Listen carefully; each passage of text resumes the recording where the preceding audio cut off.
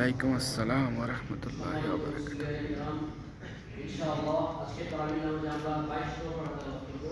এই তেলাওয়াতটি শুরু হয়েছে সূরা আহজাবের 31 নম্বর আয়াত থেকে।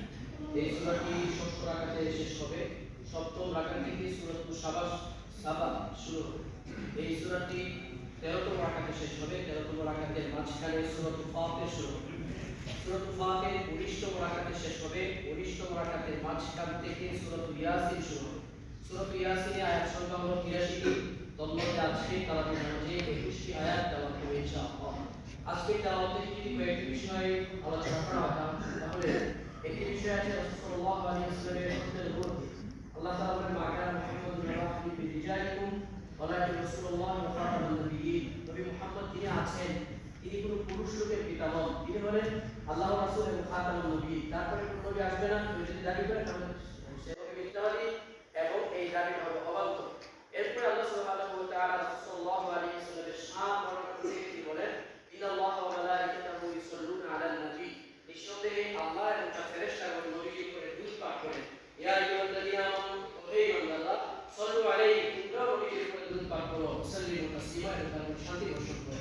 আমাদের উপস্থিতি হাদিসে আছে নবীজি বলেন মান সাল্লা আলাইহি ওয়াহিদাতান, কেউ যদি একবার আমি রাসূলের উপরে দুরূদ পাঠ করে সাল্লাল্লাহু আলাইহি আশারা মাররা, তাহলে আল্লাহ সুবহানাহু ওয়া তাআলা তার উপরে 10 বার রহমত প্রেরণ করেন। সুবহানাল্লাহ। এরপরে সূরাতু সাবা শুরু হবে। সূরাতু সাবার মধ্যে যদি কয়েকটি বিষয় আলোচনা করা হয় তাহলে একটা বিষয় আছে আল্লাহ সুবহানাহু ওয়া তাআলা ইরশাদ করেন যে আমি দাউদকে অনেক নিয়ামত দিয়েছি।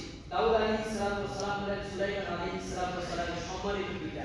সম্মানিত উপস্থিতি, দাউদ আলাইহিস সালাতু ওয়াস সালামের 19 জন সন্তান ছিলেন, তার মধ্যে সুলাইমান আলাইহিস সালাতু ওয়াস সালাম ছিলেন অনন্য।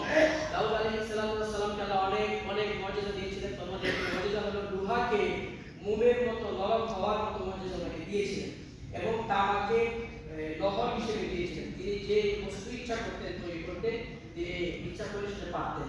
সম্মানিত হাদিদ লোহা নামে 27 নম্বর একটি সূরা আছে। আল্লাহ তাআলা বলেন আমি লোহাটাকে আকাশ থেকে নাযিল করেছি। এই লোহার মধ্যে 3 বাক্সশালী অনেক বেশি শক্তি এবং বড় অস্ত্র তৈরি করার উপকারিতা আছে এবং মানুষের জন্য আরো অনেক ভালোবাসা আছে।